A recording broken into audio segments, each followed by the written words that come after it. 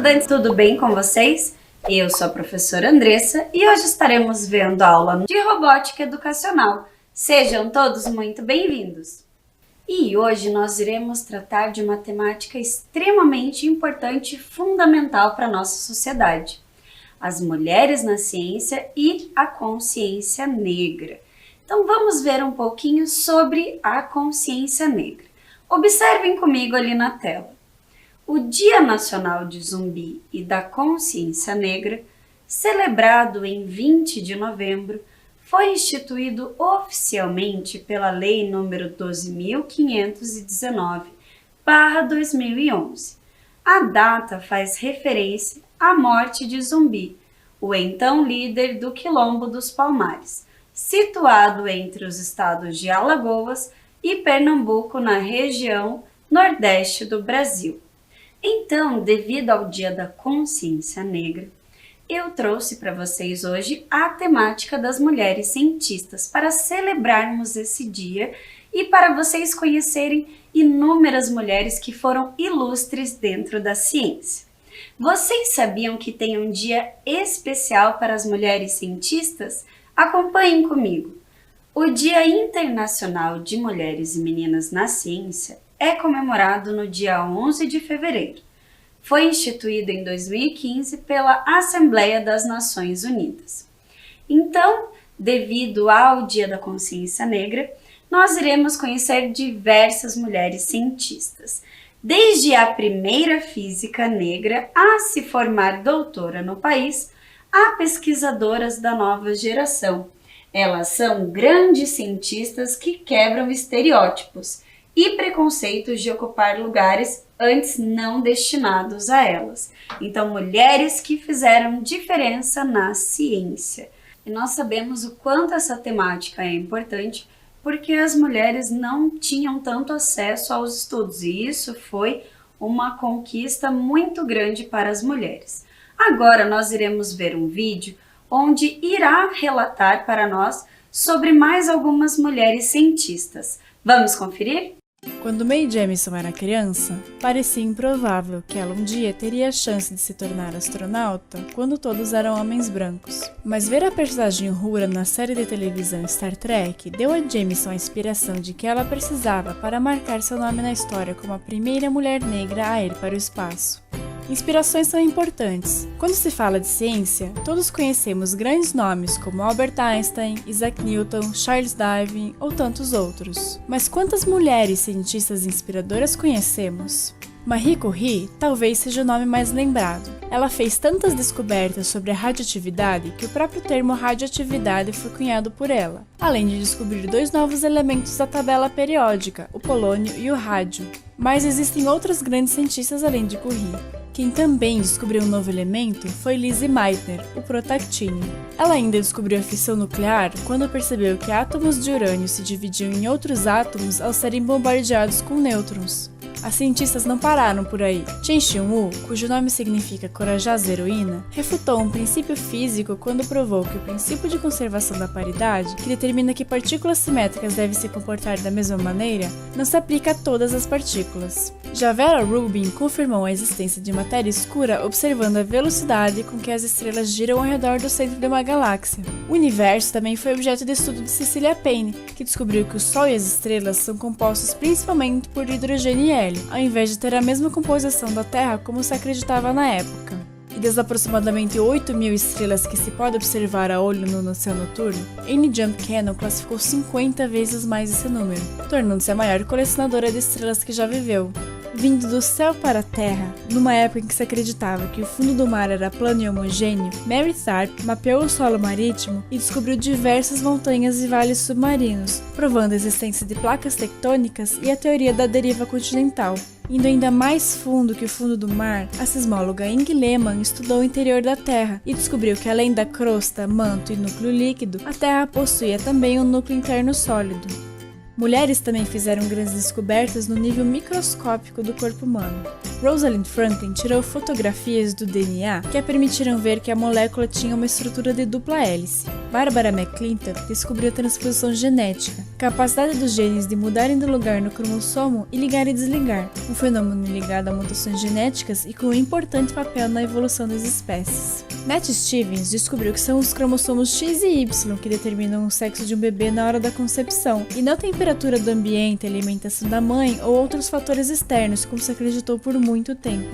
Mulheres ainda criaram novas tecnologias. Stephanie Kolek contribuiu para o desenvolvimento do elastano, presente em muitas das nossas roupas, e inventou o Kevlar, um material mais leve e 5 vezes mais forte que o aço, que é usado desde em luvas de forno e coletes à prova de balas até aparelhos celulares e trajes espaciais. A computação também só é o que é hoje graças a grandes mulheres. Ada Lovelace tornou-se a primeira programadora do mundo ao escrever o primeiro programa de computador para a máquina analítica, precursora dos computadores modernos. Grace Hopper popularizou o termo bug na computação por causa de uma mariposa presa em um computador. Ela também criou o primeiro compilador, um tradutor que transforma sequências binárias em uma linguagem mais compreensível para humanos. E Hedy Lamarr não só alcançou fama mundial como uma das maiores estrelas de Hollywood do século XX, como também inventou a tecnologia de frequência variável, que possibilitou o desenvolvimento de diversos tipos de comunicação sem fio usados atualmente, como Bluetooth, Wi-Fi e GPS. Essas mulheres são apenas alguns exemplos dentre tantos outros que provam que não há limites para uma cientista. Do interior das células do corpo humano aos computadores e do minúsculo átomo aos confins do universo, elas venceram barreiras e fizeram grandes descobertas, tornando-se pioneiras em seus campos e mostrando que ciência também é coisa de mulher. Hoje, elas são inspiração para você também alcançar os seus sonhos.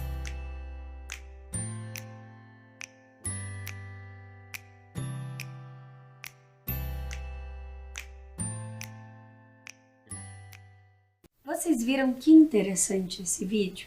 E durante a nossa aula nós iremos conhecer e rever algumas cientistas. Vamos conferir? A primeira é a Katherine Johnson. Observem comigo. Filha de um fazendeiro e professora, a matemática nasceu em 26 de agosto de 1918 em Virgínia, Estados Unidos. Seu brilhantismo era evidente desde cedo.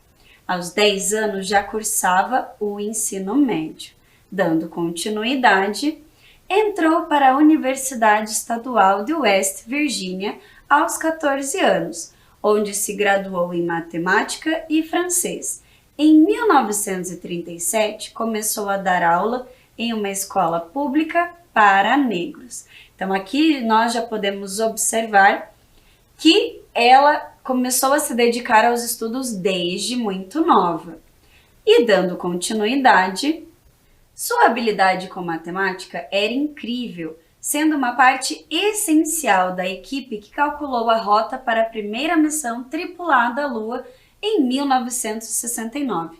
Ela fez maior parte dos cálculos do projeto e também ficou encarregada de verificar as contas dos novos computadores mecânicos da NASA.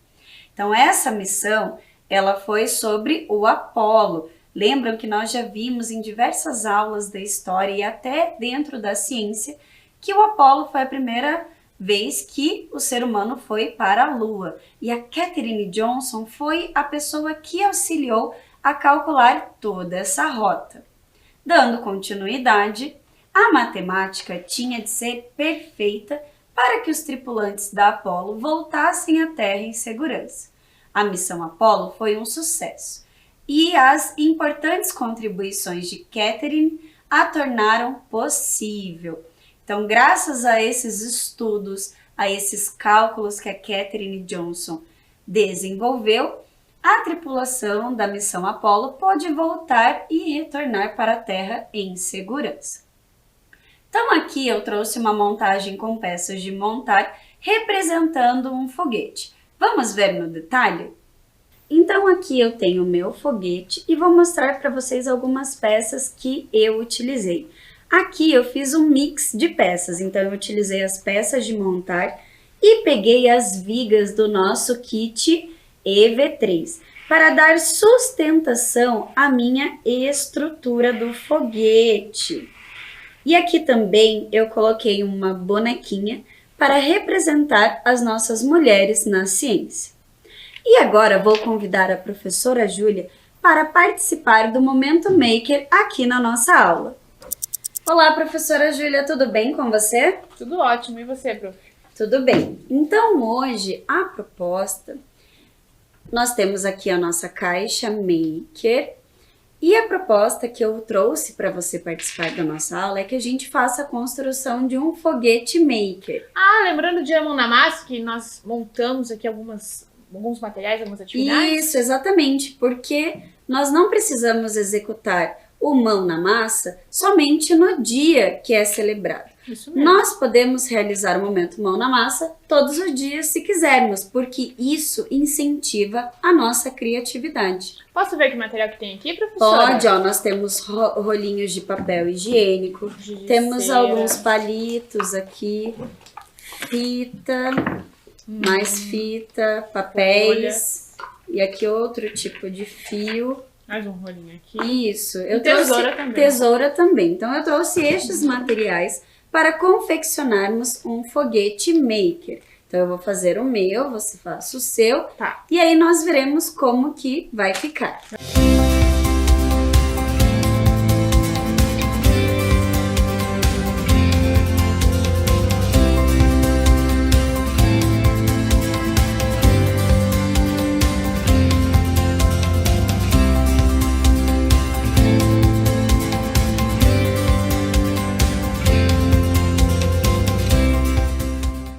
E aí, professora Júlia, o que você achou? Você sentiu dificuldade de desenvolver? Que materiais que você utilizou? Como foi essa experiência para você? Então, no início eu achei que eu não ia conseguir, mas eu fui pegando uns palitos aqui, o papelão, rolinho de papel, e fui colocando alguns adereços, uma fita, um arame aqui colorido, e eu consegui, acho que, fazer aqui meu foguete maker. Ele ficou um pouquinho diferente, mas bem criativo. E o seu? Então, eu utilizei poucas coisas, né? Eu utilizei palito de sorvete, uma fita, rolinho de papel, encapei o meu rolinho, né, para não aparecer, e coloquei também um enfeitezinho com arame colorido. Bem legal. Então é isso, né, professora Andressa? Essa atividade ficou bem mão na massa. Isso mesmo, professora Júlia. E você também pode fazer a sua construção maker, o seu foguete maker, ou qualquer outra construção que achar bacana. Então, professora Júlia, agradeço a sua participação. Muito obrigada. Obrigada, professora Andressa. Tchau! E é claro que na aula da robótica não poderia faltar uma montagem com o nosso kit Ludobot. Então eu trouxe aqui para vocês uma montagem representando a translação e a rotação. Vocês lembram desses movimentos? O que significa cada um deles? Rotação é quando a Terra gira em torno do próprio eixo. E o movimento de translação é quando a Terra faz em torno do Sol. Então, nós iremos ver em funcionamento esta montagem representando essas movimentações. Então, aqui eu tenho o Sol, eu tenho a Terra e tenho a Lua para representar tudo isso. Vamos conferir? Então, vou ligar aqui. E vocês podem observar que nós não utilizamos uma linha preta, utilizamos uma linha azul. E isso também nós podemos configurar na nossa programação utilizando o seguidor de linhas. Vamos ver então em funcionamento? Então vou ligar aqui o meu Ludobot para ele realizar os movimentos.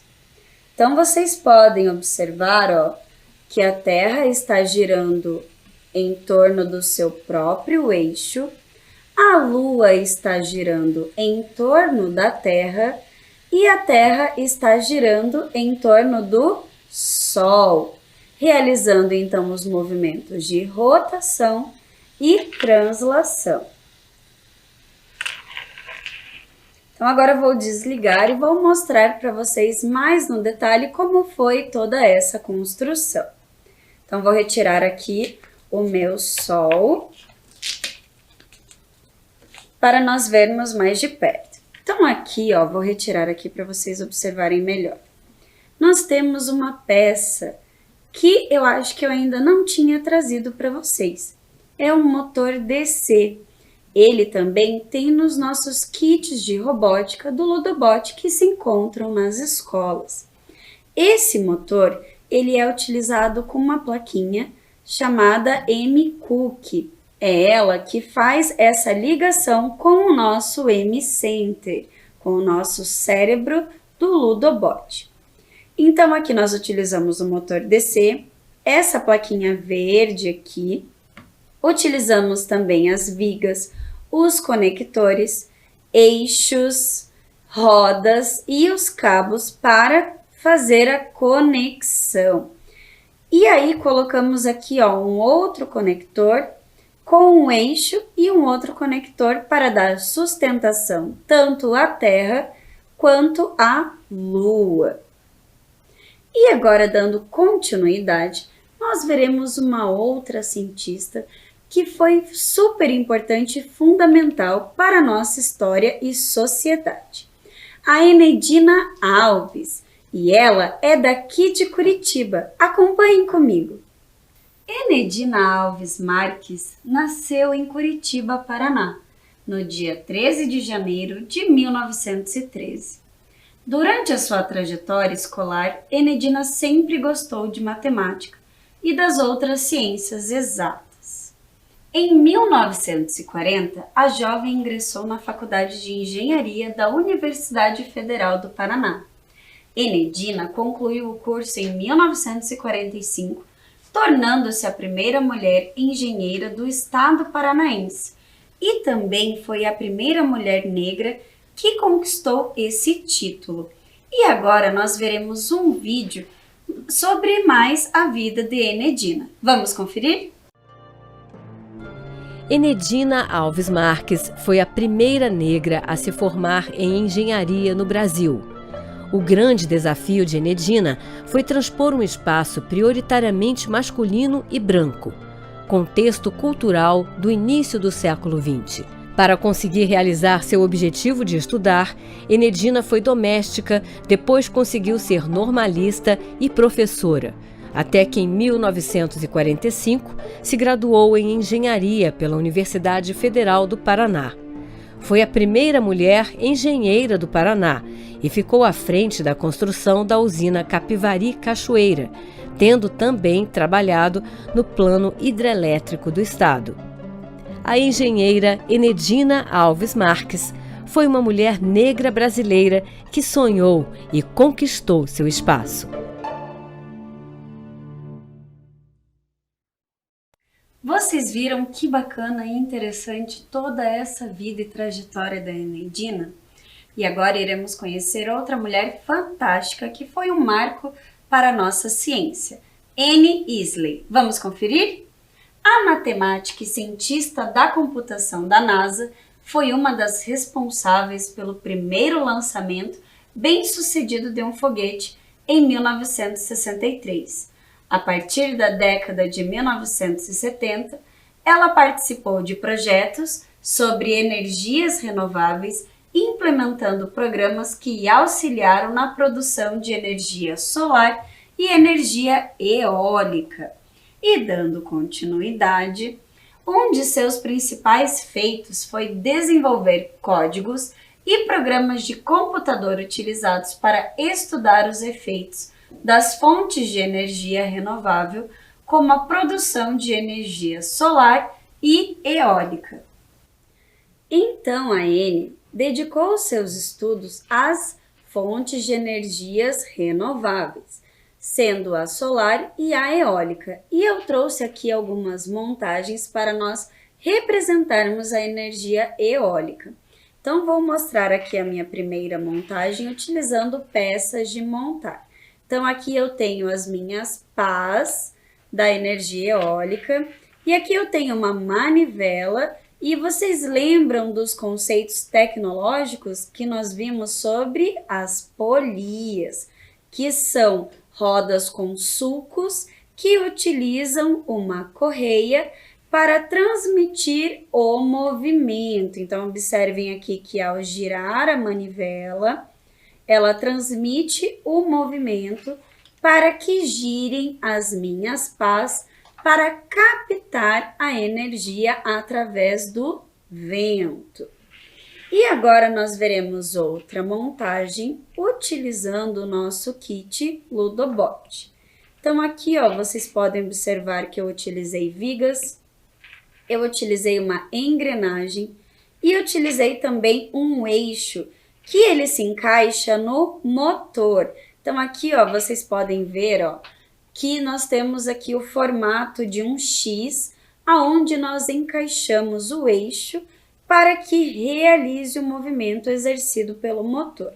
Então aqui eu tenho também o meu M-Center, o meu cabo para transmitir a informação do cérebro para o motor, e aqui eu utilizei também conectores com 4 lados e vigas para dar sustentação à minha montagem. Então, como que eu realizei a programação dessa montagem? Vocês lembram que era essencial sempre utilizar a bandeirinha verde. Então, eu peguei o bloco quando bandeirinha verde for utilizada e após eu peguei o bloco sobre o motor. Vocês lembram da cor do bloco? Era a cor vermelha. E lá eu determinei que o meu motor exercesse uma velocidade. Vocês sabem aqui que quando nós colocamos para exercer a velocidade, nós temos que determinar se o motor é A, se o motor é B ou se ele é AB. Neste caso aqui, eu coloquei o eixo preso ao motor B. Então, e aqui, não sei se vai dar para ver, mas tem as letrinhas pequenininhas representando cada lado do motor. Então, na minha montagem, eu programei para que o motor B tivesse a velocidade 60 e em outra programação, eu coloquei que para o motor B tivesse a velocidade menos 60.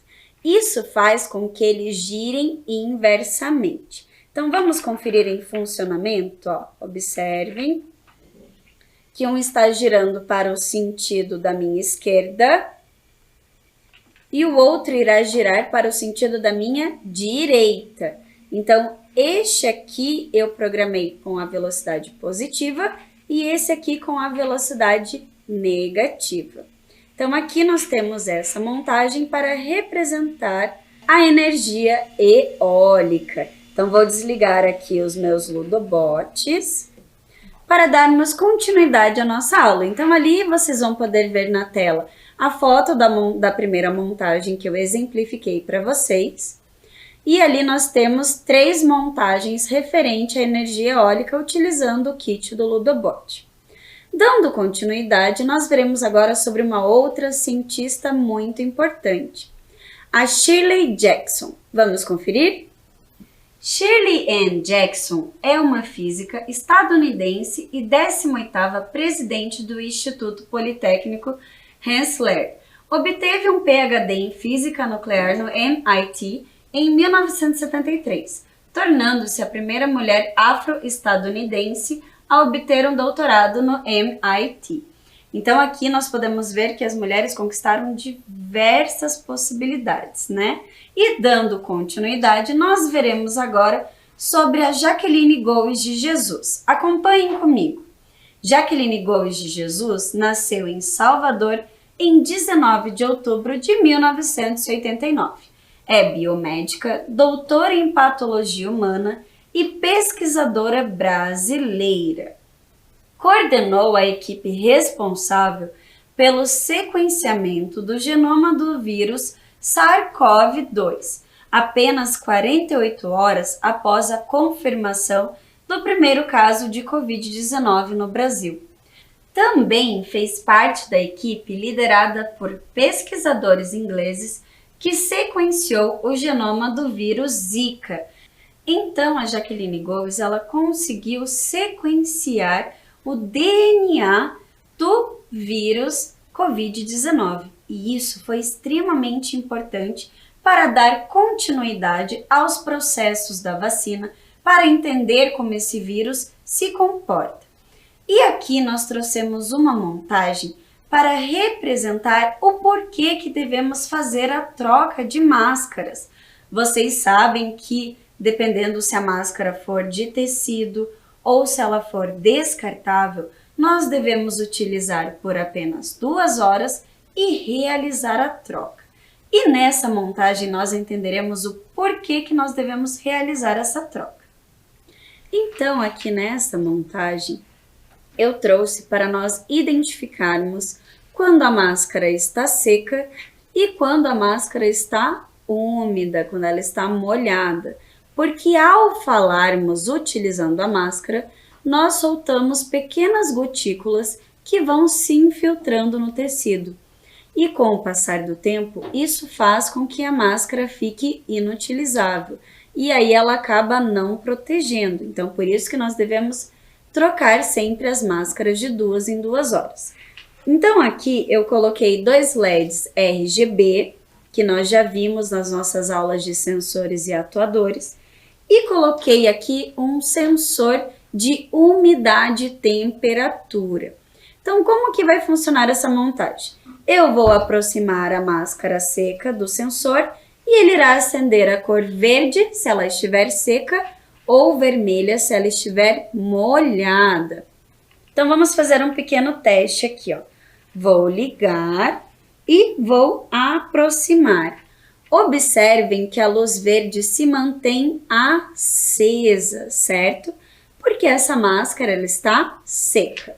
Mas agora eu vou molhar aqui a outra máscara para nós vermos se vai fazer essa alteração de cor, se o sensor vai identificar que a máscara está úmida. Então, vou aproximar a minha máscara aqui do sensor de umidade.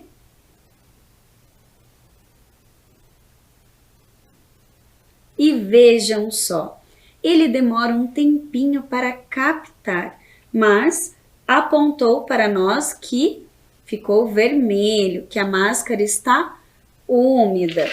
E ele demora um tempinho também para retornar para a cor verde. Por quê? Porque o sensor ele também ficou um pouco úmido. E aqui atrás, ó, vocês podem ver que eu utilizei peças de montar, os cabos para fazer as conexões com o cérebro. E agora nós veremos um vídeo bem bacana do nosso estudante Davi Kaminski com o seu pai sobre os avanços na pandemia. Fala galerinha, beleza? Oi galera! Hoje aqui na Terra do Contrário nós vamos te contar alguns avanços científicos que aconteceram em meio à pandemia. Exatamente! Por pior que esteja sendo essa pandemia, nós também precisamos mostrar as coisas boas que a ciência vem fazendo. Exatamente. E ó, a busca desesperada aí por vacinas e tratamento contra a Covid-19 acabaram encobrindo algumas descobertas científicas.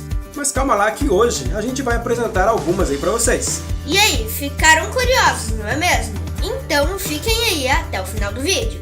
Ah, e se você é novo aqui no canal, já aproveitem para se inscrever agora mesmo. É isso aí. Então, bora lá saber todos esses avanços aí que a gente acabou perdendo, né? Bora lá! Eu sou Heraldo Kaminski. Eu sou o Davi Kaminski. E vocês estão prestes a conhecer alguns avanços científicos aqui na Terra do Contrário. Onde é que fica essa Terra do Contrário? Fica lá do lado que fica de cá, fica lá do lado que fica de lá. Fica lá no lado que fica de cá, fica lá no lado que fica de lá. E aí galerinha, beleza? Oi galera, o ano é 2019 e chega o novo coronavírus e coloca tudo de cabeça para baixo. É, exatamente. E aí, o isolamento, será que fez o ano passar mais rápido ou mais devagar? E quando será que o mundo vai voltar ao normal, né? E outra, né? Será que o mundo vai voltar ao normal? Então, quando a pandemia foi declarada pela Organização Mundial da Saúde, nós não imaginávamos que isso fosse alterar a nossa percepção do tempo. Albert Einstein já nos dizia que o tempo é relativo. E por mais que esse período aí da pandemia possa nos parecer uma eternidade, para a ciência, esse é um período muito curto para se obter avanços em pesquisa. É, mas mesmo assim, nós tivemos alguns avanços científicos. Isso, e claro, né, que além dos avanços aí com a vacina, nós tivemos alguns avanços científicos que acabaram passando despercebidos. E não estamos falando sobre os sinais suspeitos de vida em Vênus, os lançamentos de várias missões até Marte e nem da sonda japonesa que coletou areia de um asteroide. Agora pense, esses acontecimentos foram noticiados e muita gente nem ficou sabendo. E acredite, teve muitos outros avanços que passaram aí despercebidos. Então, o coronavírus contribuiu para a colaboração entre muitas equipes de pesquisas. Isso, e claro, né, que esta colaboração ela já existia antes, mas a pandemia fez com que os cientistas unissem forças para obterem aí o resultado o mais rápido possível. E diante de tanta colaboração, tem tido avanços no sequenciamento do vírus. E com isso, a gente percebe que ele evoluiu com o passar do tempo. E sem contar, é claro, com os avanços em testes e a corrida pela vacina. E só para vocês terem uma ideia de como essa vacina foi rápida, em média, uma vacina demora de 15 a 20 anos para ser desenvolvida e administrada em toda a população. E sem contar que além das vacinas, ainda existem pesquisadores que estão desenvolvendo tratamentos ou medicamentos existentes ou novos, e estão como foco no vírus ou no fortalecimento do nosso sistema imunológico. E esse vírus ainda trouxe alguns avanços que não vêm lá de laboratórios, e sim na introdução de certos hábitos na higiene das pessoas. E com esses novos hábitos, ajudam a conter esse e outros surtos causados por vírus. E como o foco da mídia está na pandemia, eles acabaram deixando passar uma revolução contra as doenças hereditárias.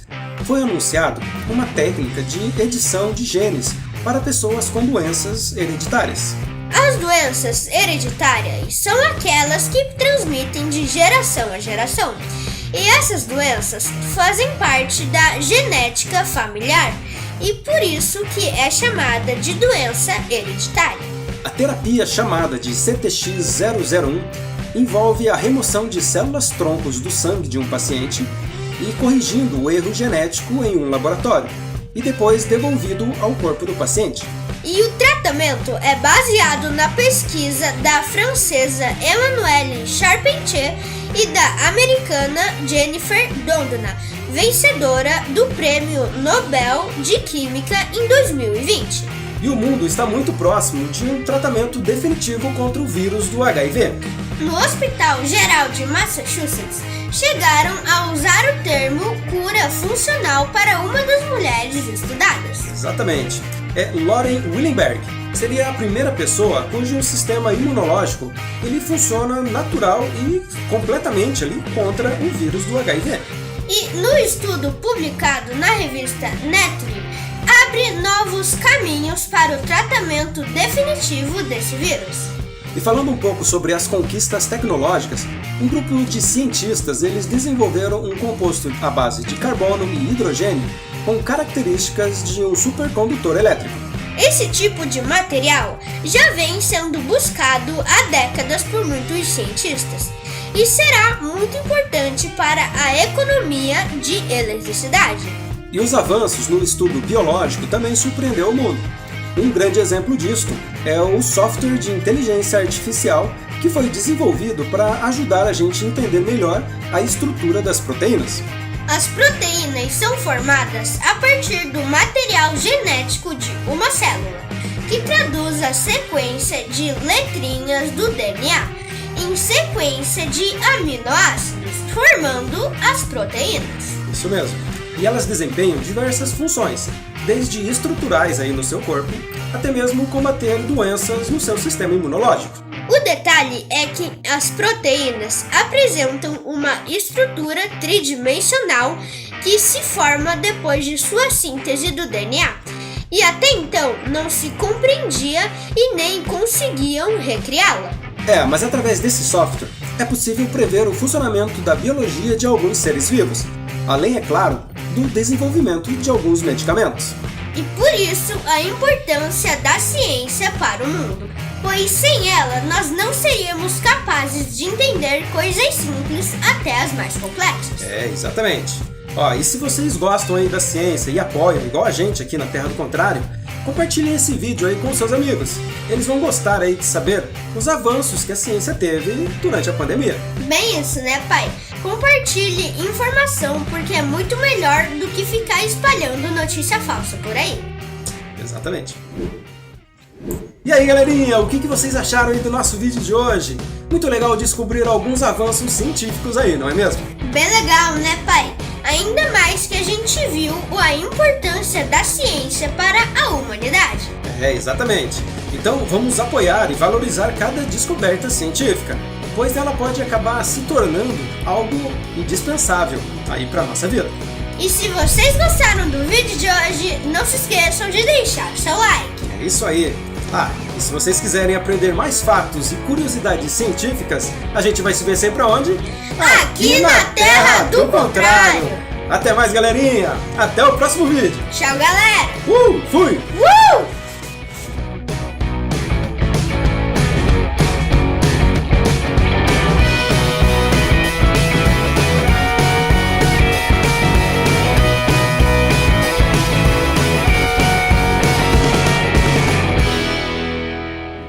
Vocês viram que interessante quantos avanços nós tivemos na pandemia devido à tecnologia e à ciência? E para encerrarmos a nossa aula, eu trouxe um vídeo produzido pela professora Julie por mim sobre mais algumas mulheres negras na ciência. Vamos conferir?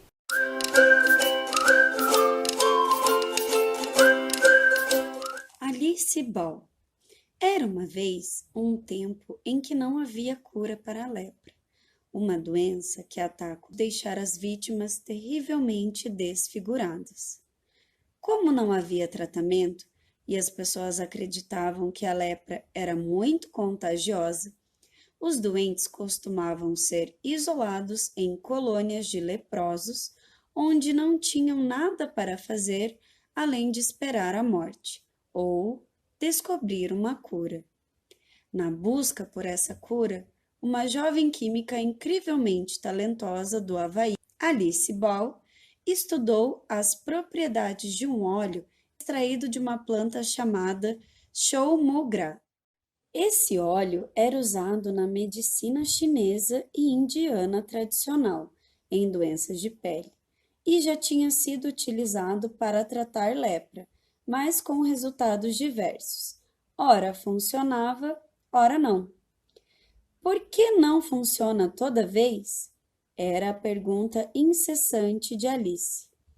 Ela se uniu a um médico no hospital em Honolulu para tentar descobrir a resposta dessa pergunta.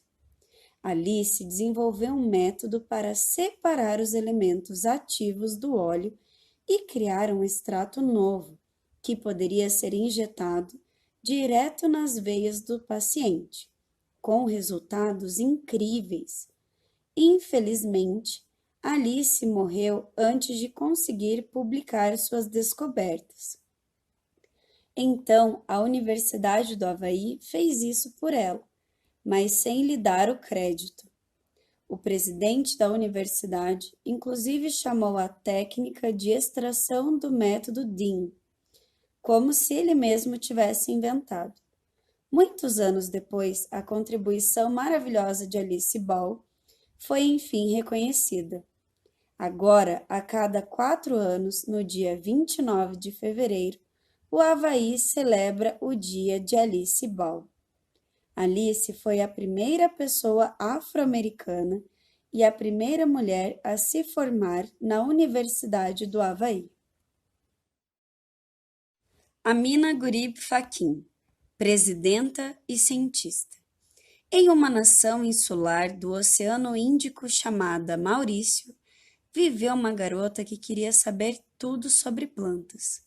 O nome dela era Amina. Ela estudou a biodiversidade, analisou centenas de ervas e flores aromáticas e medicinais. Estudou suas propriedades e viajou por vilarejos rurais para aprender como os curandeiros tradicionais, como eles usavam as plantas em seus rituais. As plantas eram suas amigas. Sua árvore favorita era o baobá, porque ele é muito útil. Tem um reservatório de água no tronco, suas folhas são capazes de curar infecções e sua fruta, chamada de maçã de macaco, contém mais proteínas que o leite humano. Amina achava que era possível aprender muito com as plantas. Plantas como benhojim, por exemplo. As folhas do benhojim têm formas e tamanhos diferentes. Animais não comem plantas que não conhecem. Eles tendem a deixar essa planta em paz. Muito esperto, não acha? Ela via as plantas como laboratórios biológicos vivos, repletos de informações vitais para os humanos e para todas as outras espécies. Toda vez que uma floresta é cortada, perdemos um laboratório inteiro, um laboratório que nunca mais será recuperado. Amina Gurib foi eleita presidenta da República de Maurício. Todos os dias ela luta bravamente pelos habitantes do seu país, sejam pessoas, animais ou plantas, é claro. May C. Jemison era uma menina curiosa chamada May. Ela não conseguia se decidir sobre o que queria ser quando crescesse. Quando costurava roupas para suas bonecas Barbie, queria ser estilista. Quando lia um livro sobre viagem no espaço, queria ser astronauta. Ao consertar um brinquedo quebrado, pensava que engenharia era uma escolha melhor. No teatro pensava, quero ser dançarina. O mundo era o laboratório de May e havia muitos experimentos a fazer. Ela estudou engenharia química, estudos afro-americanos e medicina. Aprendeu a falar russo, suaile e japonês. Ela se tornou médica e foi voluntária no Camboja e em Serra Leoa. Então, ela se inscreveu na NASA para se tornar astronauta. May foi selecionada e, depois de um ano de treino, foi enviada ao espaço a bordo de um ônibus espacial. Como, além de astronauta, ela também era médica, sua missão era conduzir experimentos sobre gravidade zero e enjoo, coisas que podem se tornar um problema quando se está de ponta cabeça no espaço. Então, ela aplicava testes nos outros membros da tripulação.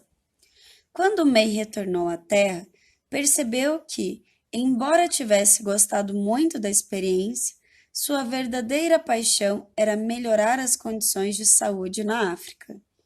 Então, deixou a NASA e fundou uma companhia que utiliza satélites para alcançar esse fim. May Jemison foi a primeira mulher afro-americana a viajar para o espaço.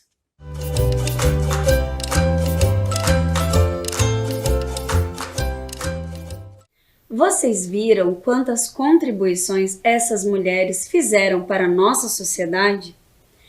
E agora, se você tiver algum material, alguma contribuição, alguma atividade, você pode estar enviando para o e-mail robotica@curitiba.pr.gov.br. Eu vou ficando por aqui e até a próxima aula. Espero que vocês tenham gostado. Tchau!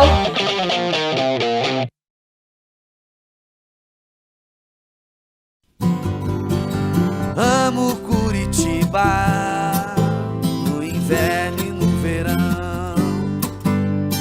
Tem a Rua 15, mas também o Boqueirão. Santa felicidade eu morar neste lugar. Boa Vista, Pilarzinho, a cidade pra encantar. Eu gosto de Curitiba, da Riviera ao Cajuru. Eu gosto de Curitiba, meu São Francisco e meu Xaxim. Eu amo Curitiba, Luz dos Pinhais, meu querubim. Eu amo Curitiba, o meu Guaíra, meu novo